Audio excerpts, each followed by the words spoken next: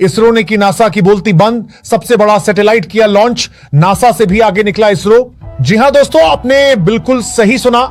जिस अमेरिका की space agency NASA का नाम सुनते ही कभी पूरी दुनिया खामोश हो जाती थी, आज वही अमेरिका भारत के इसरो को देखकर अंदर ही अंदर घबरा रहा है।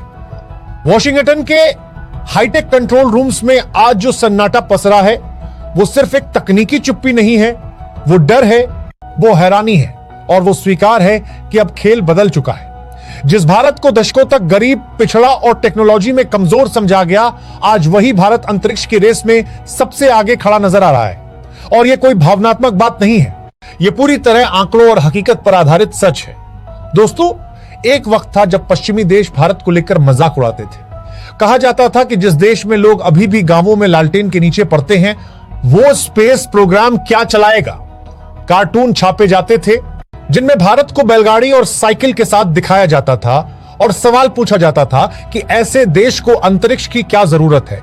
लेकिन आज वही देश चुप है, क्योंकि वही भारत आज चांद के उस हिस्से पर पहुंच गया है जहां आज तक कोई नहीं पहुंच पाया था। दोस्तों, आगे बढ़ने से पहले एक छोटी सी बात कहना चाहूंगा। अगर आपको भी अपने साइंटिस्ट और अपने स्पेस एजेंसी पर गर्व है, तो एक सच्चे देशभक्त की तरह इस वीडियो को लाइक कर दीजिए और कमेंट बॉक्स में जय हिंद जरूर लिखिए। अब चलिए शुरू करते हैं।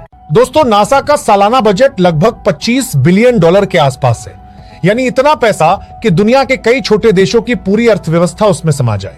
दूसरी तरफ इसरो है, जिसका बजट नासा के बजट का 10वां हिस्सा भी नहीं है। लेकिन जब रिजल्ट आते हैं तो तस्वीर पूरी तरह उलट जाती है।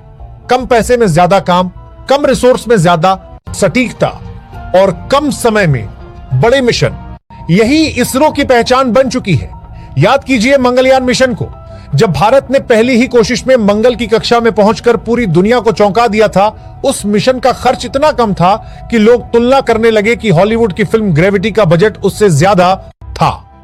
अमेरिका को यही बात सबसे ज्यादा चुभती है, क्योंकि जिस काम के लिए उनकी कंपनियां अरबों डॉलर चार्ज करती हैं, वही काम भारतीय वैज्ञानिक इतने कम खर्च में कैसे कर लेते हैं। यही वो सवाल है जो आज अमेरिकी स्पेस इंडस्ट्री की नींद उड़ाए हुए है।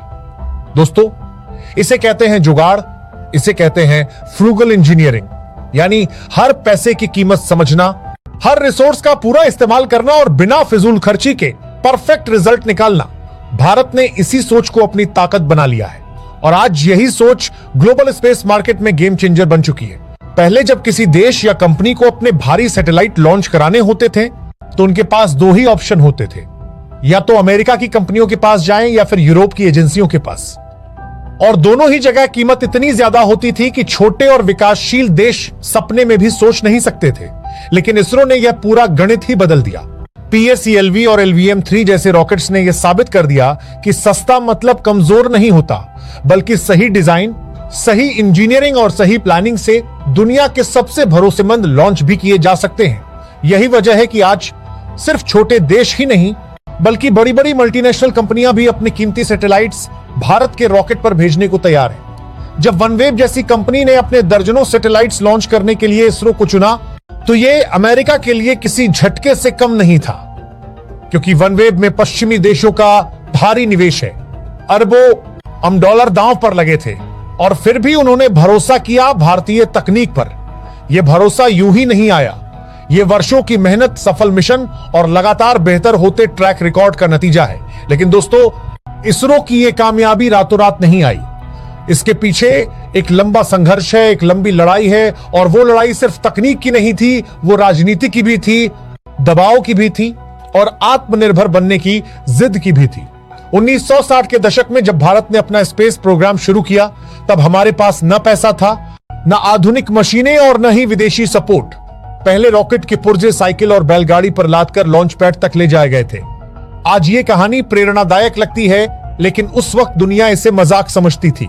एक समय ऐसा भी आया जब भारत को क्रायोजेनिक इंजन तकनीक देने से साफ इनकार कर दिया गया। अमेरिका ने सिर्फ खुद मना नहीं किया, बल्कि रूस पर भी दबाव डाला कि वो भारत की मदद न करे। मकसद साफ था, भारत को हमेशा दूसरों पर निर्भर बनाए रखना, ताकि वो कभी खुद अपने दम पर खड़ा न हो सके। लेकिन भारत ने हार नहीं मानी।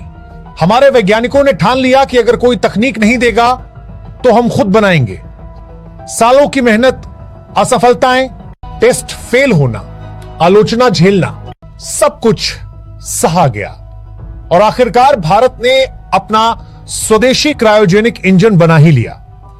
आज उसी स्वदेशी तकनीक के दम पर भारत ने चंद्रयान 3 को सफलतापूर्वक चांद के दक्षिणी ध्रुव पर उतार दिया, वो जगह जहां आज तक कोई देश नहीं पहुंच पाया था।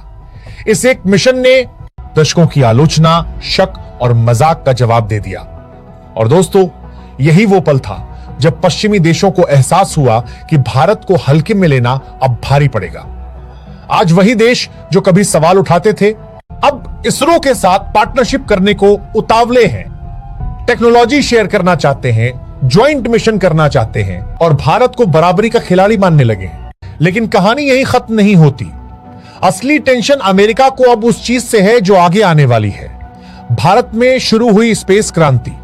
सरकार ने स्पेस सेक्टर के दरवाजे प्राइवेट कंपनियों के लिए खोल दिए हैं।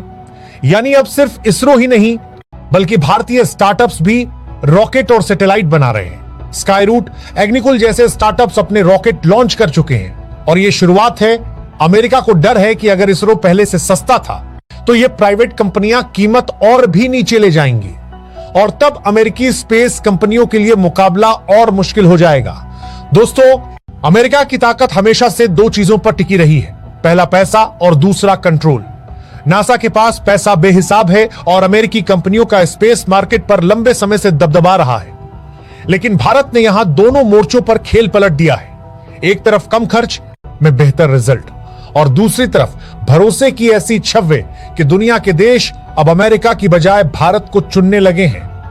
आज ग्लोबल साउथ के देश यानी अफ्रीका, एशिया और लैटिन अमेरिका के वो देश जो दशकों तक पश्चिमी ताकतों से ठगे जाते रहे, अब भारत की तरफ उम्मीद से देख रहे हैं। क्योंकि भारत उनसे ऊपर बैठकर बात नहीं करता, भारत उन्हें पार्टनर मानता है, भारत उन्हें तकनीक देता है, मदद करता है और बदले में सम्मान चाहता है, हुकूमत नहीं।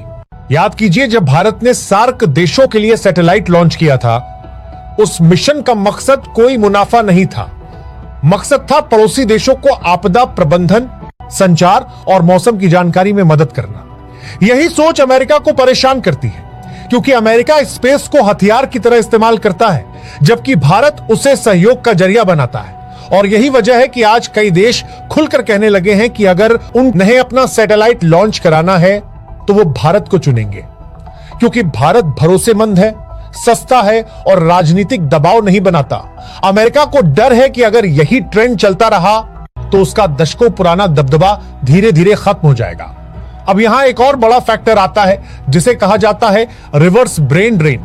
दशकों तक भारत के होनहार वैज्ञानिक अमेरिका जाते रहे, नासा में काम किया, अमेरिकी कंपनियों को आगे बढ़ाया और अमेरिका उसी पर इतराता रहा। लेकिन अब हालात बदल रहे हैं। आज भारत में मौके हैं, बड़े मिशन हैं, सम्मान है और देश के लिए कुछ करने का मौका है। जिस दिन बड़ी संख्या में भारतीय वैज्ञानिक वापस लौटने लगे, उस दिन अमेरिका की स्पेस इंडस्ट्री की रीढ़ सच में टूट जाएगी। क्योंकि अमेरिका की कई बड़ी उपलब्धियों के पीछे भारतीय दिमाग पहले से ही काम कर रहे हैं।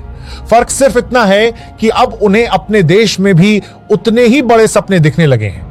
इस बीच अमेरिका को एक और झटका तब लगा जब भारत ने रीयूजेबल लॉन्च व्हीकल पर तेजी से काम शुरू कर दिया। यानी ऐसा रॉकेट जो मिशन पूरा करके वापस सुरक्षित धरती पर लौट सके और दोबारा इस्तेमाल हो सके। अभी तक इस टेक्नोलॉजी में अमेरिका खुद को आगे मानता था, लेकिन भारत बहुत तेजी से इस गैप को कम कर रहा है। अगर भारत इस टेक्नोलॉजी में पूरी तरह सफल हो गया तो लॉन्च कॉस्ट इतनी कम हो जाएगी कि अमेरिकी कंपनियों के लिए मुकाबला करना नामुमकिन हो जाएगा, क्योंकि भारत पहले ही कम कीमत में लॉन्च कर रहा है और रीयूजेबल टेक्नोलॉजी आने के बाद तो फर्क और बढ़ जाएगा। दोस्तों, इसरो अब सिर्फ सैटेलाइट लॉन्च करने वाली एजेंसी नहीं रही, यह अब एक सिस्टम बिल्डर बन चुका है। भारत अब पूरा स्पेस इकोसिस्टम खड़ा कर रहा है। Launch vehicle, satellite, ground station, data analysis, navigation system, सब कुछ अपने दम पर। आदित्य L1 मिशन इसका सबसे बड़ा उदाहरण है। सूर्य का अध्ययन करने के लिए भेजा गया यह मिशन सिर्फ विज्ञान नहीं है, यह आत्मनिर्भरता का ऐलान है। वहीं दूसरी तरफ भारत शुक्र ग्रह पर मिशन भेजने की तैयारी कर रहा है और यह सब सीमित बजट में हो रहा है। यही बात अमेरिका को अंदर से कचोटती है। अब बात करते हैं गगनयान मिशन की। जिस दिन भारतीय रॉकेट में बैठकर भारतीय अंतरिक्ष यात्री अंतरिक्ष में जाएंगे, उस दिन भारत उन चुनिंदा देशों की लिस्ट में शामिल हो जाएगा जिन्होंने इंसान को खुद अंतरिक्ष में भेजा है। यह सिर्फ तकनीकी सफलता नहीं होगी, यह आत्मविश्वास की छलांग होगी।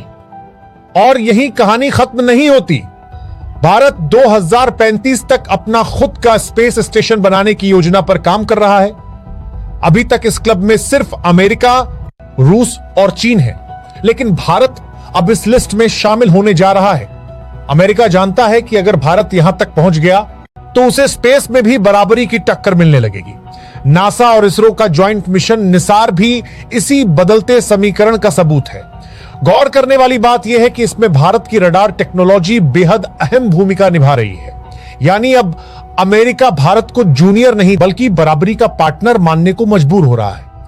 अमेरिका की परेशानी इसलिए भी बढ़ गई है क्योंकि उसके कई प्रोजेक्ट्स लगातार देरी और तकनीकी खामियों का शिकार हो रहे हैं। बोइंग स्टारलाइनर इसका ताजा उदाहरण है। वहीं दूसरी तरफ भारत है जो तय समय में मिशन पूरा करता है और कम संसाधनों में भी चमत्कार कर दिखाता है। यह पूरी कहानी हमें एक बात सिखाती है, पैसा ही सब कुछ नहीं होता। अगर विजन साफ हो, टीम मजबूत हो और इरादा पक्का हो तो साइकिल से शुरू हुआ सफर भी चांद और मंगल तक पहुंच सकता है। आज ग्लोबल स्पेस इकोनॉमी $400 बिलियन से ज्यादा की है। अब तक इस पर अमेरिका और यूरोप का कब्जा था, लेकिन भारत ने इसमें सेंध लगा दी है। न्यू स्पेस इंडिया लिमिटेड जैसी संस्थाएं दुनिया भर के ग्राहकों को आकर्षित कर रही हैं। छोटे देश हों या बड़ी कंपनियां, सब समझ चुके हैं कि भारत सबसे भरोसेमंद विकल्प है। अमेरिकी स्पेस इंडस्ट्री अब भारत को मजाक में नहीं लेती, अब वो उसे खतरे के तौर पर देखती है। उन्हें डर है कि अगर भारत ने अपनी लॉन्च कैपेसिटी और बढ़ा ली तो उनका बिजनेस मॉडल हिल जाएगा। और यह डर बेवजह नहीं है। अंत में दोस्तों, यह कहना गलत नहीं होगा कि जिस भारत को कभी कमजोर समझा गया, आज वही भारत अंतरिक्ष में नए झंडे गाड़ रहा है। यह सिर्फ इसरो की जीत नहीं है, यह हर उस भारतीय की जीत है जिसने कभी सुना था कि भारत कुछ नहीं कर सकता। खैर दोस्तों, आज के लिए बस इतना ही। वीडियो अगर पसंद आई हो तो वीडियो को लाइक कर चैनल को सब्सक्राइब जरूर कर ले और कमेंट बॉक्स में जय हिंद जरूर लिखें।